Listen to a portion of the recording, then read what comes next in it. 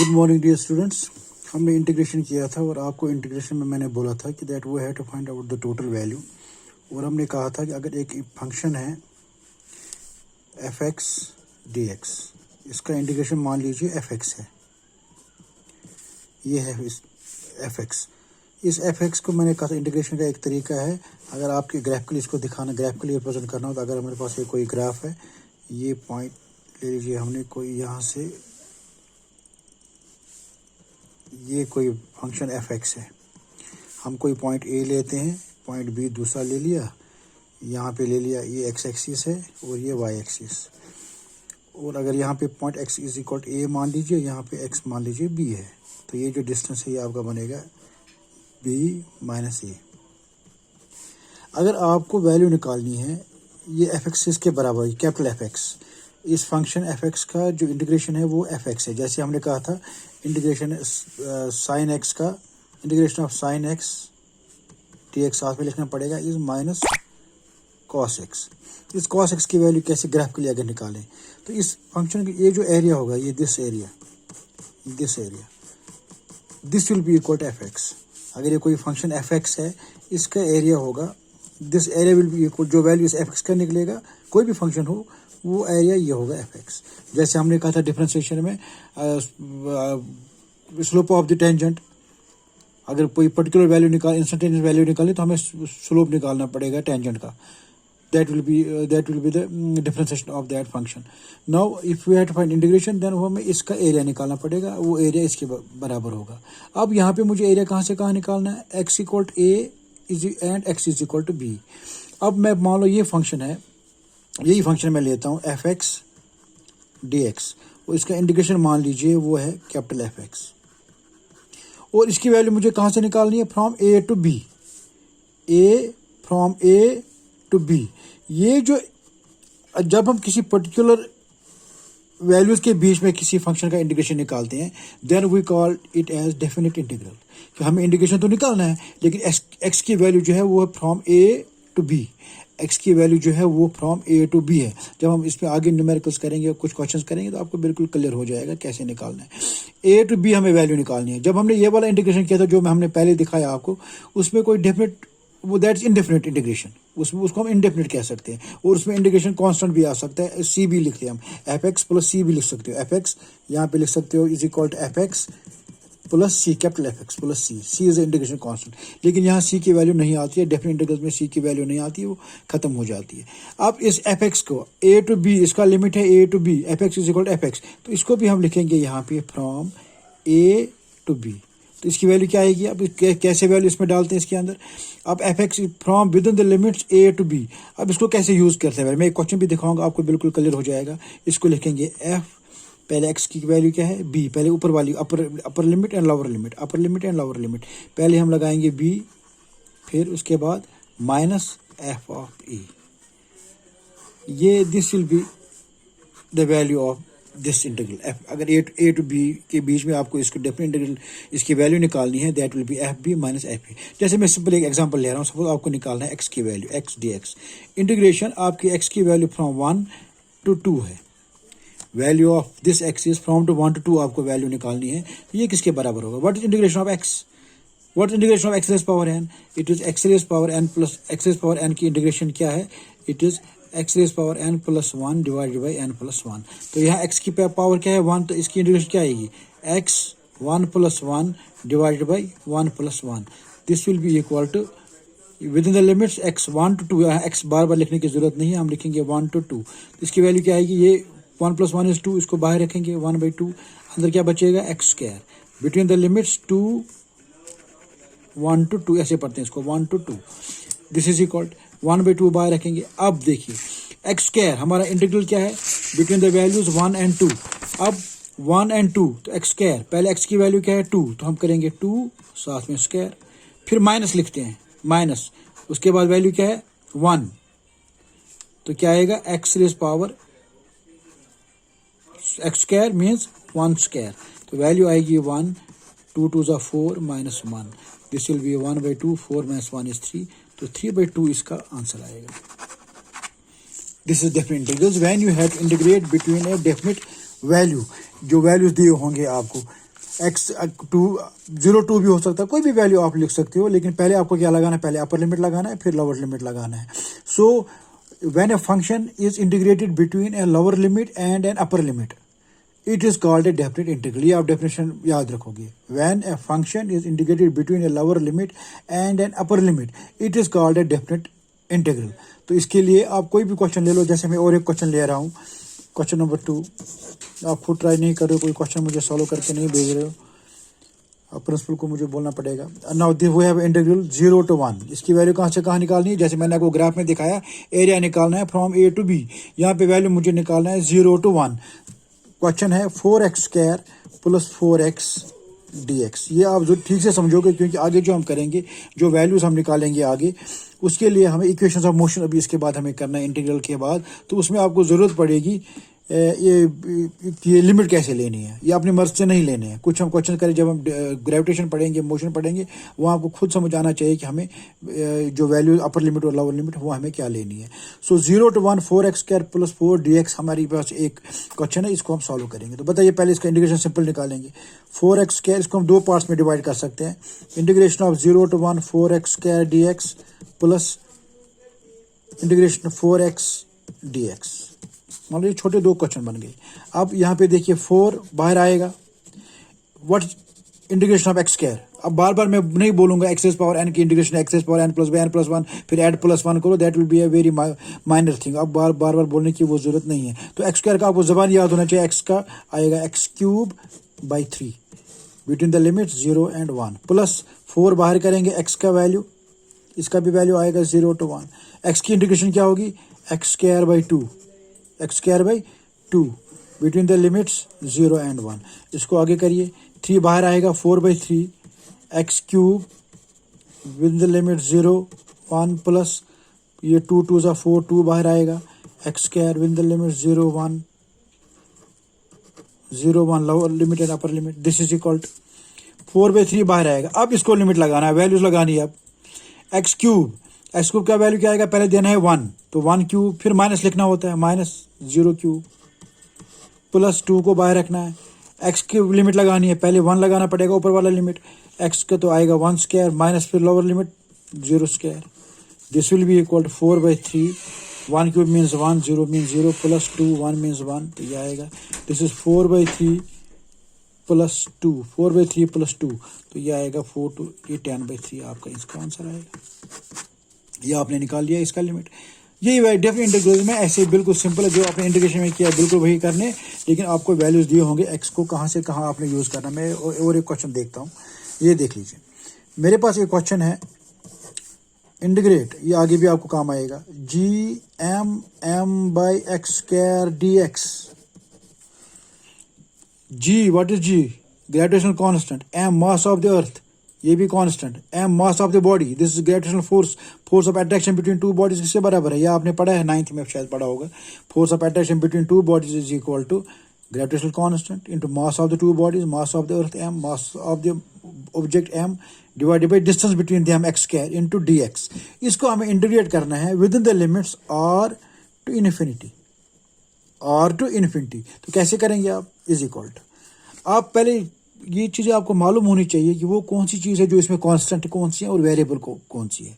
मैंने आपको पहले भी पढ़ाया, सबसे पहले जब जो टॉपिक हमने पढ़ा था, क्वांटिटीज क्या होती हैं, कांस्टेंट क्वांटिटीज क्या होती है, वेरिएबल क्वांटिटीज क्या होती है, उसमें मैंने आपको बताया था कि जो कांस्टेंट है, जो कांस्टेंट उसकी वैल्यू चेंज नहीं होती है, उसको हम बाहर यहाँ पे निकाल सकते हैं. तो मेरा g कांस्टेंट है, ग्रेविटेशनल कांस्टेंट चेंज नहीं होता है, मास ऑफ द अर्थ नहीं चेंज होगा, m चेंज नहीं होगा, तो मेरा वेरिएबल कौन सा बचा बाकी, 1/x² dx.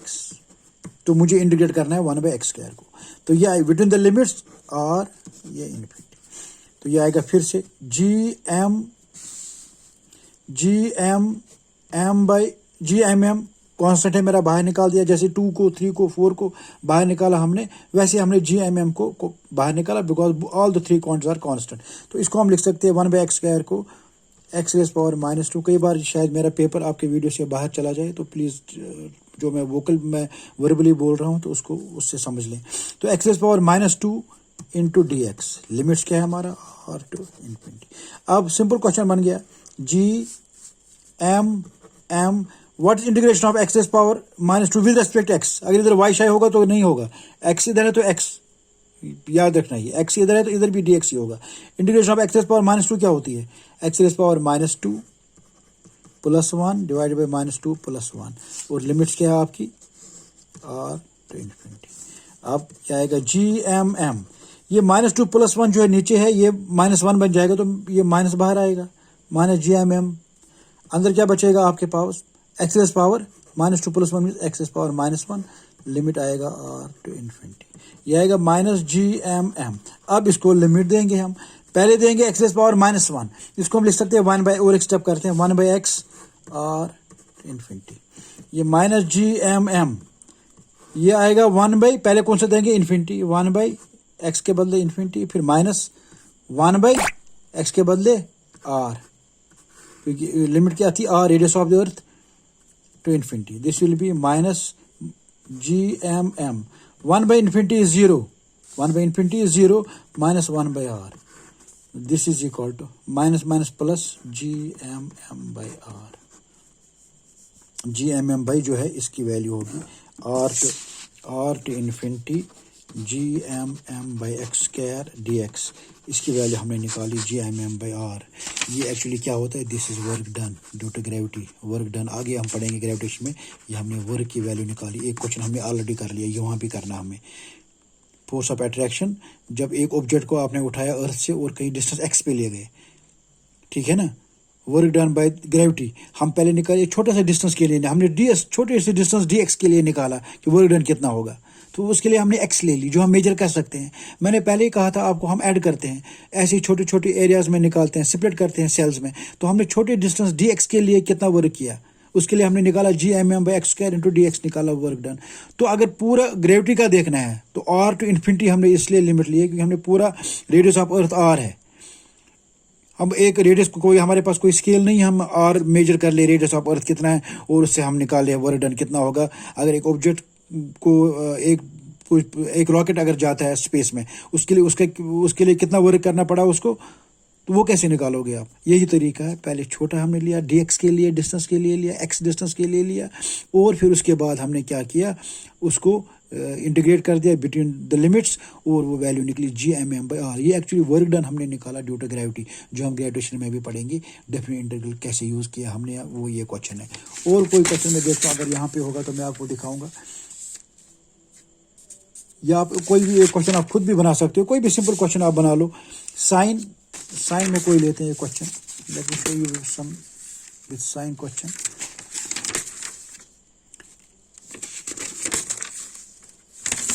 Very simple question with sine x cos x का, आप खुद भी ट्राई कर सकते हो। मैं आपको एक क्वेश्चन दे दूंगा, वो आप खुद कर लेना।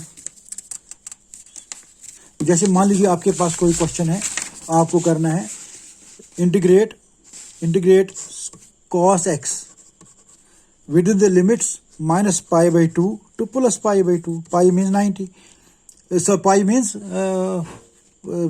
पाई, अगर आपका एंगल जो है वो पाई 180 + 180 to -180 या 90 + 90 to -90, अगर ऐसा कोई क्वेश्चन होगा तो आप कैसे उसको करोगे। अगर ये क्वेश्चन है, dx लिखना ज़रूरी है, उसके बगैर इंटीग्रेशन नहीं है, गलत है। cos x का क्या होता है इंटीग्रेशन, sin x, तो अब sin x आ गया आपका angle -π/2 to +π/2। Now use these limits, तो ये आएगा आपका sin x के बदले पहले क्या है π/2, फिर माइनस sin x के बदले क्या है -π/2, तो ये बन गया आपका sin π/2 minus sin π/2 sin of -θ, that is -sin θ। sin of -θ is, ये -θ आएगा, sin of -θ is sin -sin θ, तो ये आएगा माइनस, और बाहर है और माइनस बाहर आएगा तो प्लस बनेगा sin π/2। This is 2 sin π/2 twice sin π/2 is 90, π/2 is 90, तो sin 90 is 1, तो 2 × 1 is equal to 2 आंसर आएगा इसका।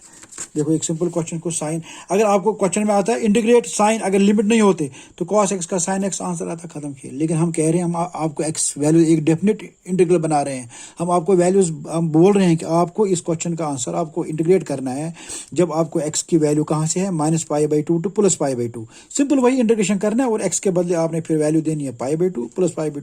अब जरूरी नहीं है π/2, आप -π to π प्लस पाई कर दो, 1 to 2 कर दो, r to इन्फिनिटी कर दो, 0 to x कर दो, जो वैल्यू आपको जैसे आपको ठीक लगे।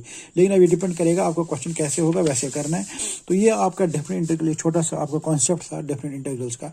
अब हमने जो इसमें कुछ पार्ट्स हमने नहीं किए इसमें, वो है क्योंकि आपका रेस्पॉन्स अभी नहीं आ रहा है इसमें। अब सिंपल, वेरी सिंपल है वो। अगर मैं आपको फॉर्मूला खाली बता दूं तो you can solve all those questions.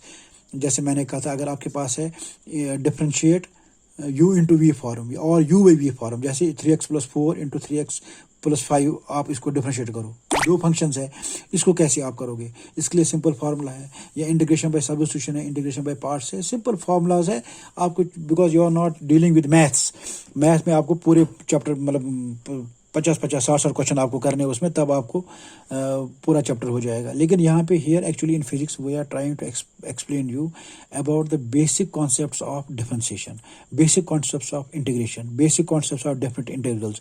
Y? Because we will be using whole of this chapter in our next topics. So वहाँ पे आपको प्रॉब्लम ना हो। आपने कोई क्वेश्चन अभी तक मुझे नहीं पूछा सर यहाँ प्रॉब्लम है, मुझे लगता है if you go through my videos you will not ask me any question, I am sure about it, because I am trying to explain each and everything on my videos और through audios. अब इसके बाद में जो कल next जो topic होगा that will B equations of motion. उसमें इंटीग्रेशन भी आएगा, थोड़ा डिफरेंशिएशन भी आएगा, और आपका उसमें डिफरेंट इंटीग्रल भी आएगा। बिल्कुल सिंपल है। And distance travelled by particle in nth second, उसको थोड़ा मुझे एक्सप्लेन करना पड़ेगा। जैसे आप इमेजिन करें ना, आप क्लास में हो, ठीक से वीडियो देख लेना, वो मैं आपको आफ्टर 2 डेज में वो दिखा दूंगा आपको, कोशिश करूंगा ख़त्म कर लूँ इस वीक में। तो ये ख़त्म भी करना है और आपको कुछ क्वेश्चंस भी देने हैं जो आपको करने हैं।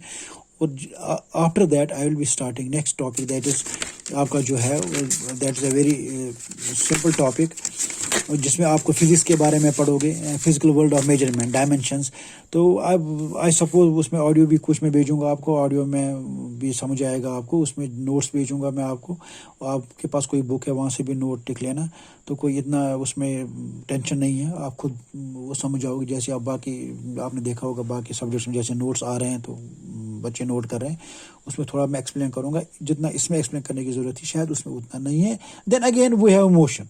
और अगर इस टॉपिक को आपने समझ लिया, थोड़ी दिक्कत तो आएगी पहले बार, इतना थोड़ा हैवी चीज़ करो आपको 9-10 में, मैंने पहले इंट्रोडक्शन में कहा था आपको 9-10 में आपको थोड़ा सिंपल रहता है, फिर again in 11th you have difficult physics. लेकिन आप साथ साथ करोगे तो थोड़ा आपको इतना मुश्किल नहीं लगेगा। तो ये चैप्टर इस वीक बाय वेडनेसडे और Thursday we will finish this unit 1, then we will start another topic. उसमें ज़्यादा I think within 1 week we should be able to complete that, 7, 8, 9 days उसमें वो कंप्लीट होना चाहिए, क्योंकि उसके बाद शायद समर वेकेशन अगर अनाउंस हो जाती हूँ फिर हमारे लेसन भी काम हो जाएंगे। तो प्लीज़ आपसे रिक्वेस्ट है कि जितना भी हो सकता है इसको साथ साथ करो। जितने भी मैंने वीडियोस भेजे, एक नई स्टूडेंट आई है तो उनको भी अगर मैं उससे भी रिक्वेस्ट करता हूँ कि वो जो बाकी स्टूडेंट उनसे फ़ोन करके उनको बोले वो सारे वीडियोस और लेसन्स आपको उनको भेज दें, ताकि उनको भी कोई दिक्कत ना हो। क्योंकि आप इस समय ट्यूशन नहीं कर सकते हो, ट्यूशन पे नहीं जा सकते हो, so you are dependent on only these videos. I can send you number of videos, good videos, और अच्छे अच्छे जो फिजिक्स पढ़ाने वाले हैं हमारे बाहर के भी हैं, उनका भी भेज सकता हूँ आपको। लेकिन पहले आप थोड़ा बेसिक समझ लो, उसके बाद अगर आपको कोई भी वीडियो चाहिए किसी भी ऑथर का, कि कोई भी जो फिजिक्स पढ़ाने वाले हैं मैं आपको भेजूंगा, तो उससे भी आपको बड़ी हेल्प हो जाएगी। But before that I once again I repeat, मैं 3-4 मिनट इसमें हमेशा लेता हूँ कि आप साथ साथ करें जो मैं आपको टॉपिक दे रहा हूँ। इसमें मैं नाम नहीं लूँगा स्टूडेंट का, उसने मुझे लगता है 3-4-5 वीडियो तो देखे ही नहीं है, फिर एक साथ आप कैसे दोगे, कैसे समझोगे, आई डोंट अंडरस्टैंड, आपको मुश्किल हो जाएगी। तो साथ साथ वीडियो देखते रहें, जितना भी आपको समझ आता है, और आपके पास जो बुक्स है उनसे देख लें, आपको ठीक से समझ आएगा। So next I will be telling you about equations of motions. 3 है वो इक्वेशंस ऑफ मोशन, तो उसके बाद ये हमारा टॉपिक कंप्लीट होगा। Thank you very much.